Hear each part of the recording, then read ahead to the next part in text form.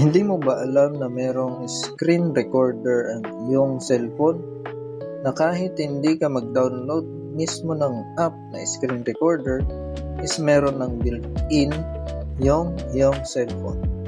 Minsan hindi lang natin nahahanap or hindi lang natin napapansin, pero sa video na ito ituturo ko sa inyo kung papaano hanapin iyon.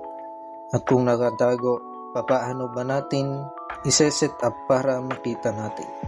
So ganito ang paraan ko. So dito sa cellphone ko is nakikita ko na yung button ng screen recorder dito sa taas kapag isuswipe mo yung iyong window. Pero sa mga iba is nakatago yung mismong screen recorder nila.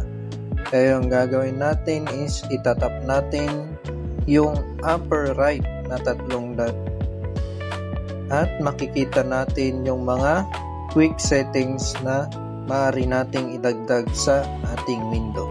For example, kung wala yung ating screen recorder na button doon sa ating window is hanapin lang natin dito sa baba at idadagdag natin.